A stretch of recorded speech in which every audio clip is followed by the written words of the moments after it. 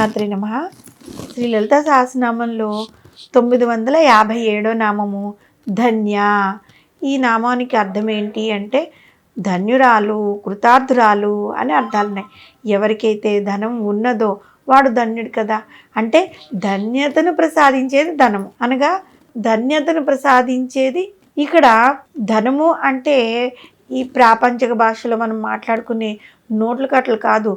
ఏది పొందితే మానవునికి జీవితంలో ధన్యత కలుగుతుందో అదే ధనం అన్నమాట. నోట్ల కట్టలు మూలుగుతున్నా కూడా అవి మనకు ధన్యతను ప్రసాదించలేకపోవచ్చు. ఒక మనిషి కనుక తాను ఏ విషయంలోనైనా ధన్యుణ్ణయ్యాను అని భావిస్తే తాను పొందవలసిన దాన్ని పొందాను అని అర్థము.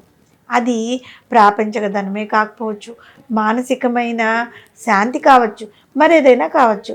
అటువంటి ధన్యతను ప్రసాదించగలిగింది ధన్య అని వసిన్యాది వాగ్దేవతల చేత కీర్తింపబడిన పరమేశ్వరి. ఆ తల్లి ధన్యతను ప్రసాదించగల స్థితిలో ఉన్నదే కానీ తాను పొందవలసింది ఏముంది? జగన్మాత దగ్గర లేనివి పరమేశ్వరి కొత్తగా పొందవలసినవి కూడా ఏమీ లేవు.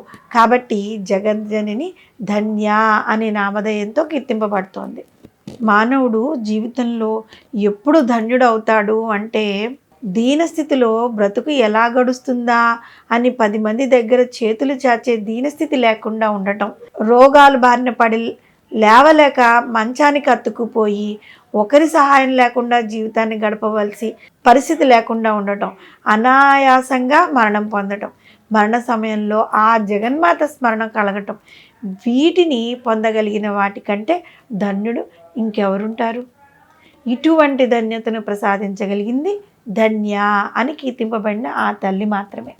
మణిద్వీపవాసినిగా సకల ఐశ్వర్యములతో తొలుతూగునది. తన వద్ద ఉన్న అనేక రకాలైన ధనములను తనను స్మరించి ఆరాధించే భక్తులకు అపారంగా ప్రసాదించినది. తాను ఏం చేయాలని భావిస్తుందో దానిని ఎటువంటి శేషం లేకుండా చేయగలిగింది. కాబట్టి పరమేశ్వరిని ధన్య అనే నామధేయం సార్థకమైంది.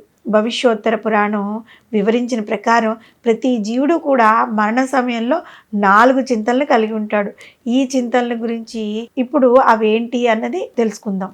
ఈ 4 చింతల్లో మొదటిది ఏంటి అంటే ఆర్త చింత.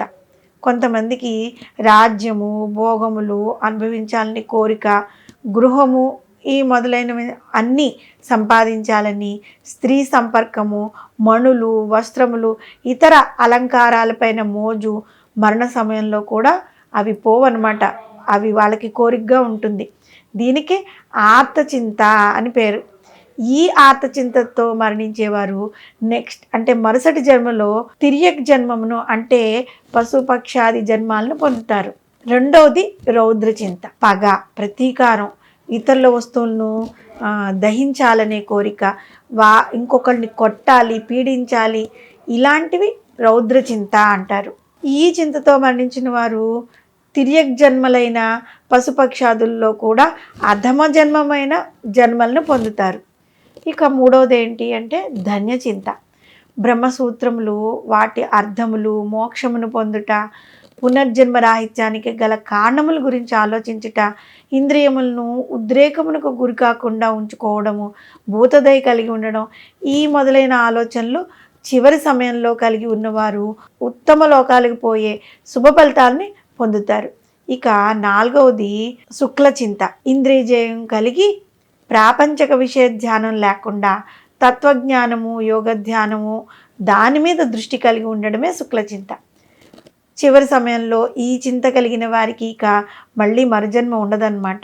జీవులు తమ జీవిత కాలంలో ఆచరించిన కర్మఫలములను వారు అంత్య సమయంలో కలిగిన భావనలను అనుసరించి వాళ్ళకి మరుజన్మ లేదంటే పునర్జన్మ రాహిత్యాన్ని ప్రసాదిస్తుంది ధన్య అని వసిన్యాది వాగ్దేవతలు కీర్తింపబడిన ధన్య చింతా స్వరూపిణి ఆ జగన్మాతయే.